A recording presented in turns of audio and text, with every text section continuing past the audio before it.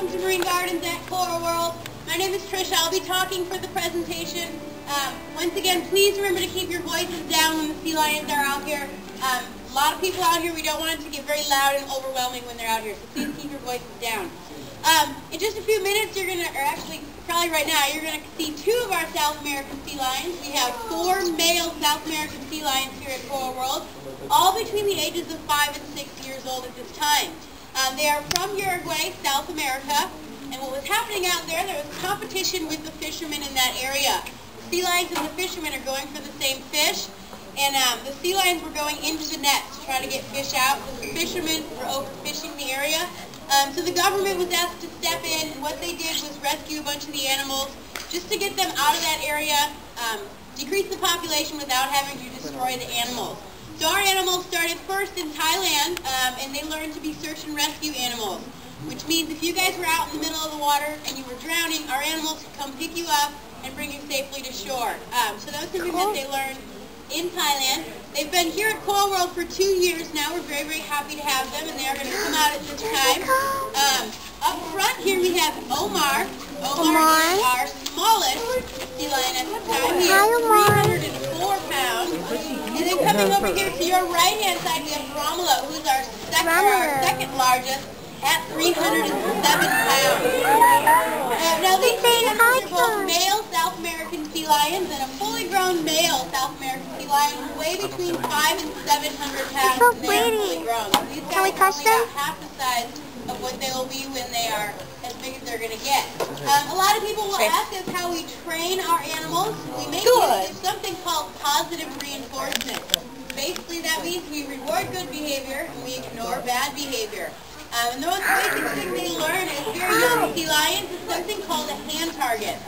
You'll see here that April and Angela will put their hands out, and the sea lions have been trained to touch their nose to that hand target. It serves as a focal point, kind of a control point as well. As you can see, if we put our hand above their head, they'll jump to it. If we put it down on the ground, they will follow it to the ground and lie down flat on their belly. So that's kind of basically how we train them, just by moving that hand target around. They will touch other parts of their body to our hand target. You can see over here with Russell, that's kind of how we shape the front flipper stand, getting him to slowly bring his back flippers up until he makes the complete front flipper stand, and Omar over here as well.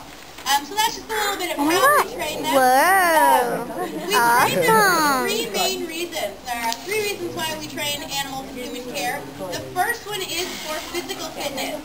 Out in the wild, they have to travel a great distance in search of their food, but here they don't have to worry about that.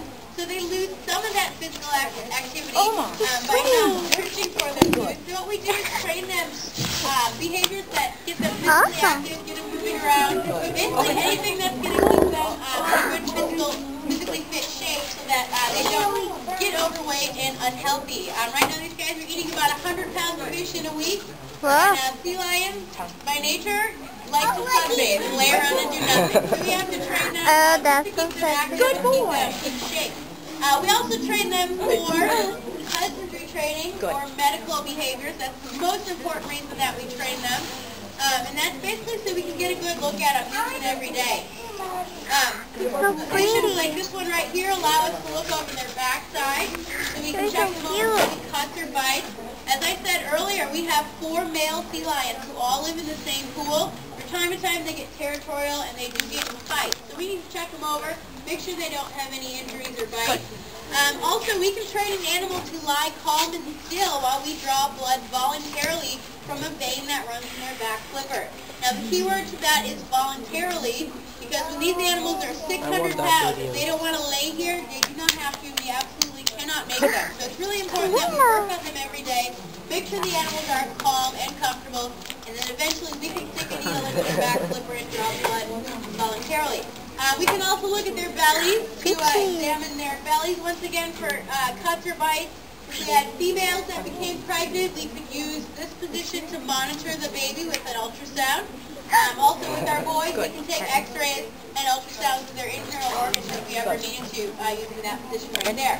We look under their flippers daily, check those out as well. A sea lion has padding under their flippers like a dog or a cat's paw. And And it's really important that we make sure there are no cuts or calluses, as they do a lot of walking on these flippers. Just like your feet and your hands get calloused, so do their flippers as well. We can also train our animals to breathe. So we can listen to their nasal passageways and their lungs. When you go to the doctor and they put a stethoscope up to your chest and ask you to inhale and exhale so they can listen to your lungs, they can capture that same thing with our sea lions as well. And we'll listen to Romulo first. You guys be very quiet because he's one of our quietest breathers.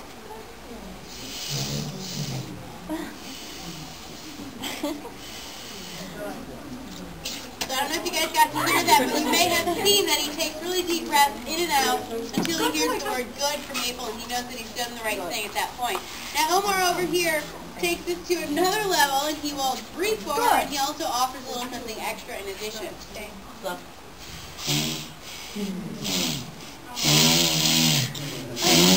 Good boy. So that behavior seems pretty funny to all you guys, but we could actually learn a lot if we had to get a culture or a sample of the snot that he shot all over Angela's face. We could send that off to the vet for analysis and diagnosis if something were wrong. The last reason that we train our animals is for mental stimulation. We need to keep them physically healthy. We also need to keep them mentally healthy as well, so that they don't get bored doing the same thing every day. So we can train them new things, keep them thinking on a daily basis.